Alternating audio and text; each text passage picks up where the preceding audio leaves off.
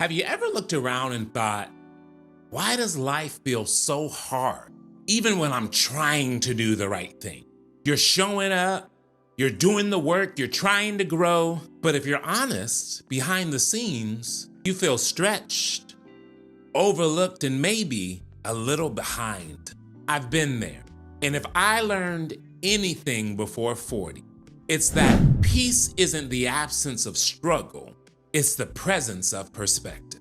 And the real power, it's not loud, it's quiet, it's rooted, and yes, even spiritual.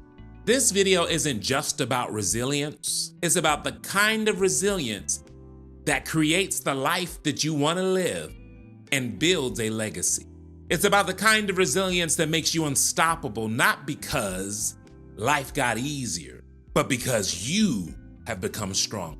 Because somewhere along the journey, you stopped just surviving and started standing in your purpose. This is part 4 of the 40 things I learned before 40, and today we're covering 10 lessons that gave me peace, power, and perspective. Lesson number 1, if it costs you your peace, it's too expensive. You only get one nervous system, one soul, one life here on earth, and anything that taxes your peace without permission, it's overcharging. For some of you, it's a relationship. For you, it might be a job. And for someone watching me, it's a story that you keep replaying over and over and over in your head. If it costs you, your peace is too expensive. Peace isn't passive. It can be considered a boundary, a filter, and it should be a non-negotiable standard in our lives. Your peace is not a luxury, it's your operating system. And when it's under attack, everything else, your creativity, your clarity, your calling, it all starts to glitch. So I have to ask you, what is stealing your peace today? Write a list. Name the people, name the places, name the patterns. Now ask, is the return worth the cost? And if not, it's time to cut the cord. Lesson number 2, pain is the portal to purpose if you don't waste it. The goal in life is never to avoid pain, it's to extract the purpose from it. And the reason I say that is some of your deepest pain can become your loudest calling, but only if you use it.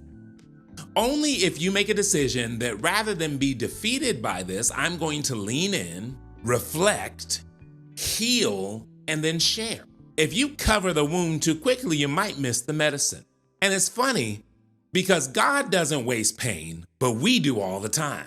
And we often waste it by attempting to rush through it or pretending it never happened in the first place. But I want you to hear me. Your story, the one that you've been hiding, can be either a prison or a platform. But the good thing is, you get to decide. So I ask you, what have you survived that you never really turned into strength? And once you identify it, ask yourself, how can I serve someone else that is going through the same thing? Lesson number 3, you're not behind, you're being built. You have often heard comparison is the thief of joy. That's true. But I'm gonna add a layer to it. Comparison is not only a thief, comparison is a liar. Because it tells us the story that we're late, when really we're in process. But some of us want to throw the dirty clothes in the wash and stop the cycle 5 minutes in. Clean enough, it ain't clean. And the rest of us have to smell your 5-minute wash. You have to let it go through the process. You must let it complete the cycle. And everything in our lives that seems like a delay has a lesson. Every detour has a reason. And I've come to tell you that you are not lost. You say, I feel pretty lost. You're not lost. You're being developed for a future that requires more of you. And I want you to remember this. What looks like a pause is often a preparation. God isn't slow, he's strategic. And timing always tells the truth. You're not falling behind, you're getting fortified. So that when the door opens, and it will open, you won't just walk through it, but you will have within you what is needed to stay there. Lesson number 4, miracles require movement. Faith is not passive. How crazy would it be for you to pray for rain for your plants, but you never put your plants in the ground? How crazy is it for you to go through your life asking for open doors, but you never knock? It's important for you to remember that in order to get your desired end, you cannot just have the belief, the faith, but you're gonna have to put some action towards it. Our desire meets us in motion. Is it possible that the thing you're waiting on is waiting on you? If so, take one small imperfect step today. The next lesson I learned is rest is not a reward, it's a requirement. Burnout isn't a badge of honor, it's a warning light. And if you ignore the warning long enough, you're eventually going to crash. Rest isn't laziness, and ignoring it doesn't make you stronger. Your body's not set up that way. Ignoring it only makes you slower over time. And a mindset shift that helped me is I don't work for rest, I work from rest. So that means rest isn't something I've earned when I've done enough, but I choose it so that it can sustain the effort that I put forth moving forward. And if you are someone who thinks that you can just run nonstop, you are choosing short-term losses over long-term wins. And you might be so bad at it that you have to schedule it. Then schedule it. This is the time that I'm gonna rest. This is my quiet time. This is my stillness time. Protecting your energy is the key. Number 6, the process isn't punishment, it's preparation. Not everything that is uncomfortable is bad. Some pressure isn't punishment. It's your capacity being shaped. Like clay on the potter wheel. The spinning doesn't mean chaos, it means formation. Have you ever been at a place where you prayed for peace and then felt like immediately you entered a storm? Hey, life be lifing. It's funny because often in those moments you begin to realize that peace isn't the absence of storms. It's learning how to stand in the middle of one and not break. So if you're being tested, know that your faith produces perseverance and your perseverance allows you to become mature. Lesson number 7, every season has an assignment. Stop wishing the season away. Yes, even the hard ones. Every season is teaching something. Maybe you're single and you're wondering how long. Maybe the singleness is teaching you identity. Maybe you're working towards something, a profitable business, and it seems like everything is going so super slow. Maybe the slow season is teaching you patience and that you need some more skills in the meantime. Maybe the opportunity you were waiting for began to happen and out of nowhere, the door closed. Is it possible that the closed doors are teaching you trust? One of the things that I've learned is something is always happening, even when it looks like it's not happening. So ask yourself, what is this season trying to teach me?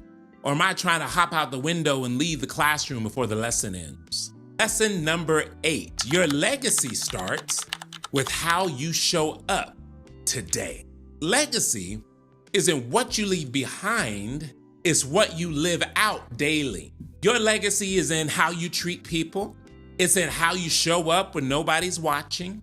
It's in how you handle adversity. This is the stuff that people will remember after you're gone. Think of it like this. You're writing your eulogy in real time with your habits, with your energy, and with your relationships. So with that in mind, don't wait to have an impact. Choose to live the legacy now. Show up with integrity now. Serve with excellence now, because it is the now that matters. Lesson number 9, fulfillment is found in alignment, not just achievement. There's a version of success that looks good on the outside, but costs you peace on the inside. We chase achievement, titles, accolades, applause, thinking if we just get there, we'll finally feel fulfilled. But real fulfillment doesn't come from what you accomplish. It comes from who you're becoming while you're building it. I've had moments where I hit a goal, was excited for a moment, then felt empty. And it wasn't because the achievement itself wasn't meaningful, but because I wasn't aligned while pursuing it. I had traded peace for progress, and that is a bad trade every single time. And I want you to remember Achievement built on anxiety doesn't last. But whenever your goals are aligned with your values, your energy multiplies instead of drains. And we've put a lot of emphasis on getting.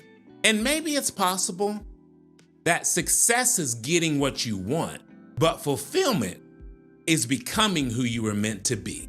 So ask yourself, is what I'm building actually aligned with what I believe, what I value, and what I want long term? Real power isn't in what you accomplish, it's in how aligned you are while you accomplish it. And lesson number 10, growth is a journey, not a destination. I say it at the end of every lesson, I'm gonna say it at the end of this one, but it's more true than ever. There's no arrival point, there's only evolution. You're not trying to arrive, you're choosing who you're becoming. You're choosing to keep showing up. You're choosing to keep walking by faith even when life seems hard.